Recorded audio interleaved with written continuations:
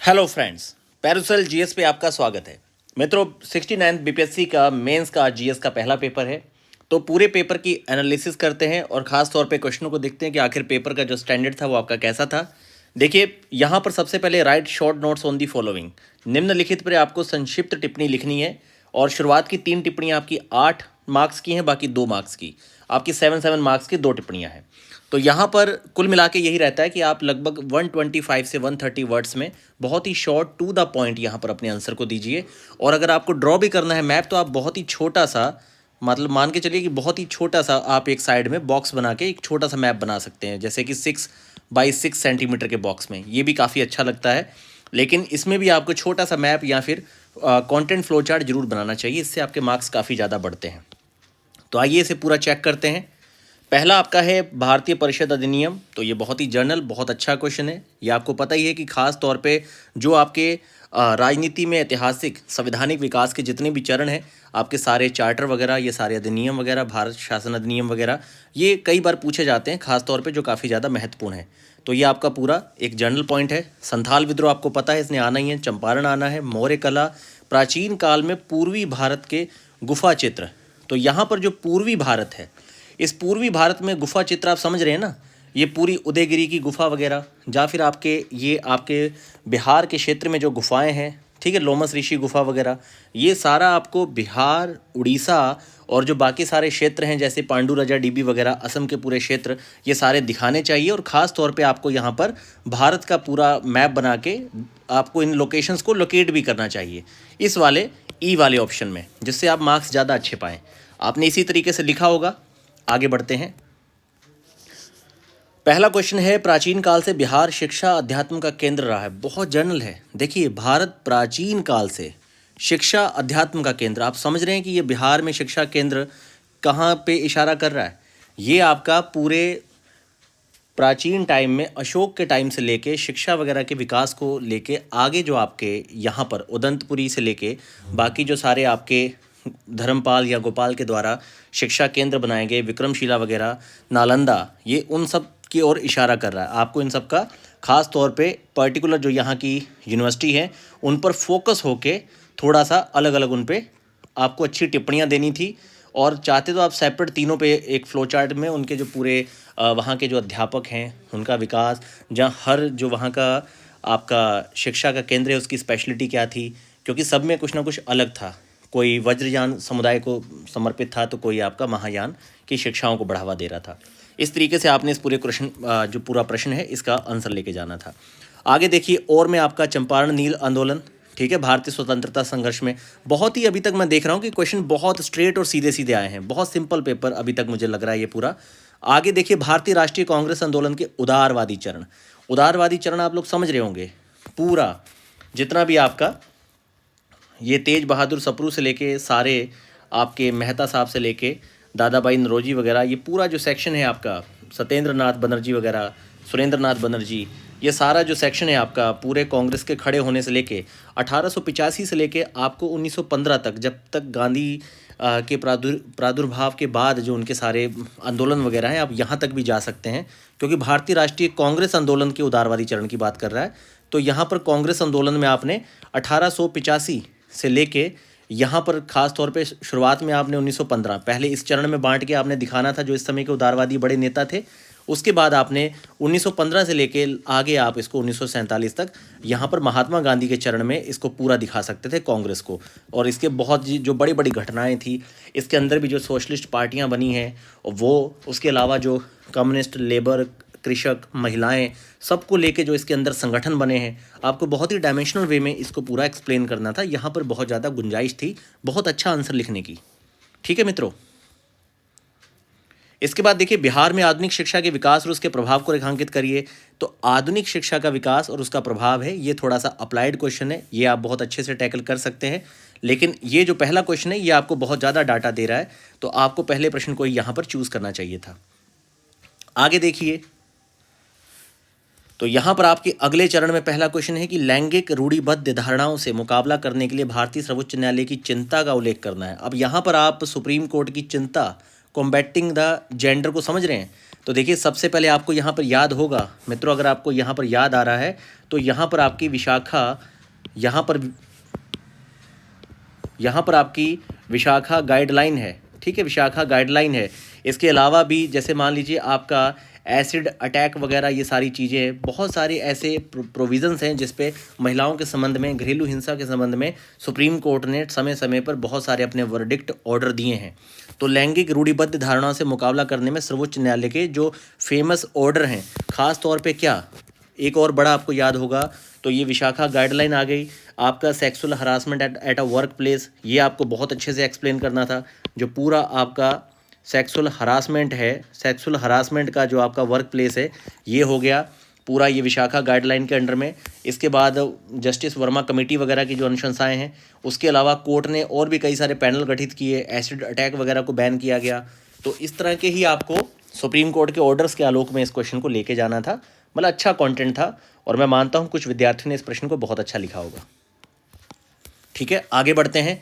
भारतीय शासन व्यवस्था में भारतीय नागरिक सुरक्षा संहिता, तो भारतीय नागरिक सुरक्षा संहिता समझ रहे हैं, अभी हाल में ही आपकी आईपीसी सीआरपीसी वगैरह को चेंज करके जो आपकी पहले जो आपका आईपीसी थी उसे चेंज किया गया है, सीआरपीसी को चेंज किया गया है। तो ये आपकी सीआरपीसी है जो 2023, इसमें कुछ नए प्रोविज़न जोड़े गए। जैसे आपको पता होगा कि पहले मृत्यु 302 था, अब उसे 101 कर दिया गया है। अब कई सारे गंभीर अपराधों के लिए सज़ा के प्रावधान बढ़ा दिए गए हैं, ताउम्र सज़ा से लेकर कई सारे चेंज किए गए हैं। रेप की जो आपकी धारा थी पहले आपकी, उसे चेंज कर दिया गया है। तो इस तरह के बड़े बड़े जो चेंजेस किए गए हैं वो आपने यहाँ पर दिखाने थे इस प्रश्न में। अब आगे बढ़ते हैं। विधायी संस्थाओं के निर्णय निर्माण की प्रक्रिया में कृत्रिम बौद्धिक क्षमता की भूमिका। तो देखिए विधायी संस्थाओं के निर्णय निर्माण में कृत्रिम बौद्धिक क्षमता की भूमिका का यहाँ पर जिक्र करना है। Evaluate the role of artificial intelligence in the decision making process. तो देखिए इसको आपने टेक्निकल यूज़ के तौर पे दिखाना है।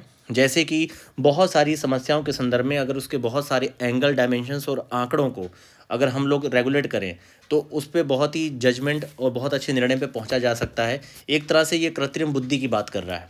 जैसे कि कई सारे इस समय ऐप बिल्डअप कर दिए गए हैं। ट्रैफिक को मैनेजमेंट करने के लिए इंदौर का ऑटोमेटिक आपका आर्टिफिशियल इंटेलिजेंस बेस पूरा मेथड है। इसके अलावा सिविल सर्विसेज वगैरह में अब सीपी ग्राम सिस्टम वगैरह जो है उसे भी आर्टिफिशियल से जोड़ा जा रहा है। इसके अलावा आपके आर्टिफिशियल इंटेलिजेंस के बेस पे अगर आप कोई इनिशिएटिव जानते हैं बिहार के संदर्भ में, सेंट्रल गवर्नमेंट वगैरह की आपको कोई इनिशिएटिव पता है, नीति आयोग के कुछ दिशा निर्देशों में अगर कोई नई चीज़ पे कोई प्रावधान चल रहा है, तो इस तरह के आपको कई सारे एंगल, या अगर आपको ऐसी कुछ इवेंट्स पता है, आपको कोई इनिशिएटिव पता है, तो आपने यहाँ पर उसे कोट करना था और अपने आंसर को कंक्लूजन की तरफ ले जाना था। और कंक्लूजन में हमेशा बिहार के विकास और उसकी महानता की बात कीजिए, ठीक है, और भारत को 5 ट्रिलियन पहुँचाने में उसके योगदान को रेखांकित कीजिए। आगे देखिए, वैश्विक वेतन प्रतिवेदन 2022-23 के मापदंड और प्रावधान। ये थोड़ा डिफरेंट क्वेश्चन था। वेतन प्रतिवेदन 2022 के मापदंड, तो ये अगर आपने पढ़ा है तभी लिख सकते हैं, और नहीं तो वेतन प्रतिवेदन है तो वेतन प्रतिवेदन के संदर्भ में कुछ जर्नल पॉइंट्स लिख के एक सामान्य सा क्वेश्चन लिख देते, ताकि 7 में से कम आपको 1 नंबर 1.5 नंबर मिल जाता। भारतीय निर्यात प्रोत्साहन पहलों के संदर्भ में विदेश व्यापार नीति, ये जर्नल है। अगर आपने करंट अफेयर पढ़ा है अच्छे से तो आपने विदेशी व्यापार नीति के मेन कंपोनेंट पढ़े होंगे कि हम लोग कितना मतलब पूरा मैन्युफैक्चरिंग बिल्डअप करना चाहते हैं, कितना रोजगार का हमारा टास्क है, और ख़ास तौर पे नई व्यापार नीति में हमने सोलर पैनल से लेके बाकी कई सारे प्रोडक्ट्स के ऊपर किस तरह की ड्यूटीज़ वगैरह और किस तरह के नए हमने मानदंड रखे हैं। मणिपुर संकट की संक्षिप्त जानकारी, ठीक, तो इस पे कौन सा पैनल बना, किस तरीके से। सबसे पहले आपको यहाँ पर बेसिक इसके हिस्टोरिकल कारण बताने चाहिए थे, चाहे वो कारण आपका रोजगार का हो, ठीक है, इसके अलावा आपका देखिए एम्प्लॉयमेंट का चाहे इशू हो, ठीक है, चाहे आपके इंफ्रा का हो, आपकी एथनिकल जो वहाँ पे प्रॉब्लम है उसका हो, और इस तरह के कई सारे मानक या कुछ इवेंट्स, घटनाएं, और ख़ास तौर पे कौन से संगठन वहाँ पर मतलब एक्टिव हैं, ठीक है। और इसमें भी आप क्या करते, एक भारत का मैप बनाते और पड़ोसी बांग्लादेश वगैरह देश या नॉर्थ ईस्ट में जो चाइना वगैरह या फिर बाकी जो आपके फैक्टर्स हैं उसे आप लोकेट कर सकते थे, प्राइम समस्याओं को। और फाइनली यहाँ पर जो आपने कई सारे एडिटोरियल पढ़े होंगे, क्योंकि बहुत ज़्यादा चर्चा में रहने वाला ये विषय था, बहुत ही जनरल पॉइंट था। G20 पहले से गैस था कि ये क्वेश्चन आपका आना है, और आपके सामने ये क्वेश्चन आ गया, ठीक। भारत की समृद्ध विविधता को ध्यान में रखते हुए भारत में एक समान नागरिक संहिता उत्तराखंड में लाने के ऊपर प्रयास चल रहा है, और इसके ऊपर पैनल भी बनाया गया है, ठीक। और बाकी इसको आपको दिखाना था कि इसके क्या मतलब कि ये एक तरह से आपको क्या करना है कि इसके संदर्भ में आपको क्रिटिकल एनालिसिस देनी है, पॉजिटिव, नेगेटिव और जो सरकार के स्टेप हैं, और ख़ास तौर पे उदाहरण के तौर पे आप उत्तराखंड सरकार के स्टेप को इसमें लोकेट कर सकते हैं, पर यहाँ पर आपको कम डाटा मिलेगा। अगर आप लिखना चाहें तो चंद्रयान-3 जो आपका मिशन है, इसे आप आगे बढ़ाते हुए इसके संदर्भ में बहुत कुछ दिखा सकते थे। देखिए, भारत की उभरती हुई अंतरिक्ष शक्ति की स्थिति अंतरिक्ष अन्वेषण में की गई उपलब्धियों को कैसे मेल खाती है, तो आपने पहले तो स्टेटस दिखाई है चंद्रयान-3, भारत की अंतरिक्ष अन्वेषण वगैरह की जो पूरी शक्ति है, इसके संदर्भ में कुछ आंकड़े दीजिए कि कौन कौन से हमने GS-10 से लेके कौन कौन से सैटेलाइट, रोबोट्स, रॉकेट्स और मंगलयान वगैरह और भी कई सारे मिशनों में सक्सेस हमने हासिल की है।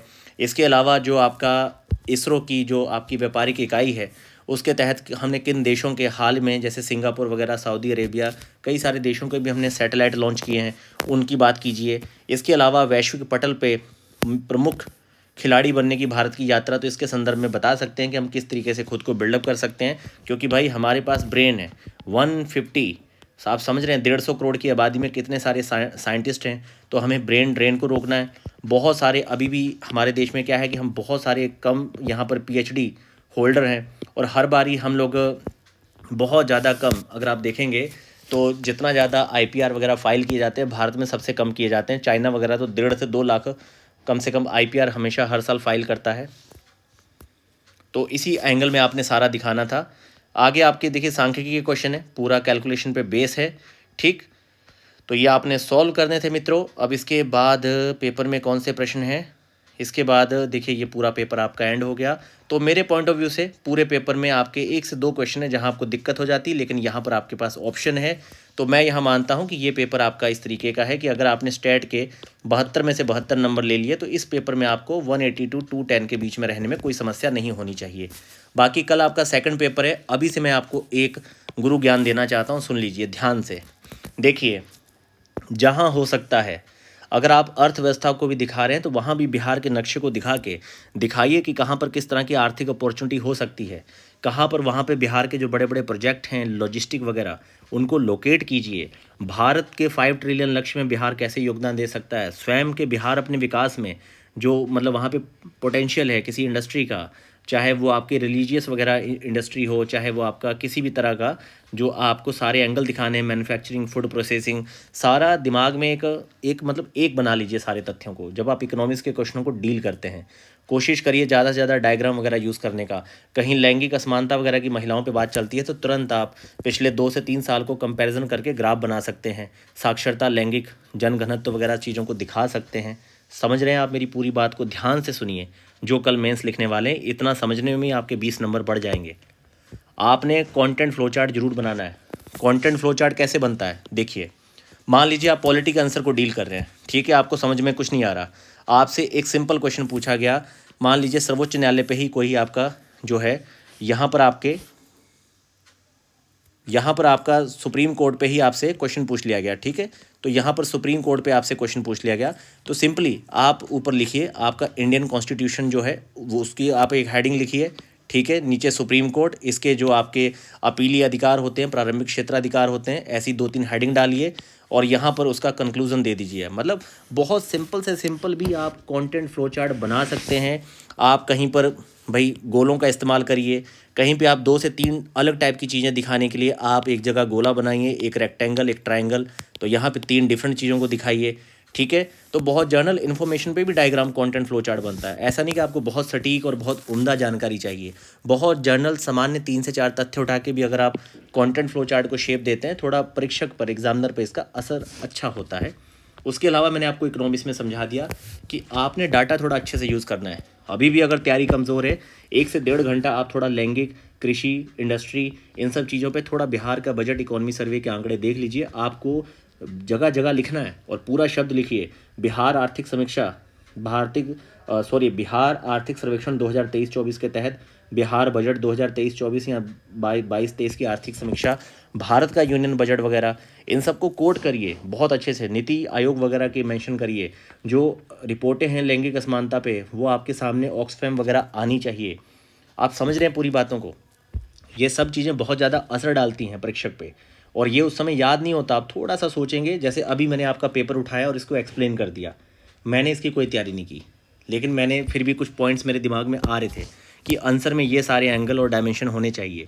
तो ये एक जर्नल कॉन्सेप्ट आपके ब्रेन में रहती है, तो थोड़ा सा दिमाग को अलर्ट रखिए, दिमाग शांत रखिएगा, तो आपको कोई समस्या नहीं आएगी। ठीक है मित्रों, ये पहले पेपर की एनालिसिस हो गई है।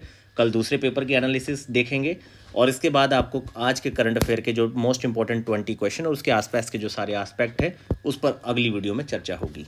बाकी पैरासोल जीएस का 70 बीपीएससी का प्रीलिम्स का ग्रुप चल रहा है, आप उसे जरूर ज्वाइन करिए, डिस्क्रिप्शन में उसकी लिंक है। और मेंस का ग्रुप आपका 15 जनवरी से शुरू किया जाएगा।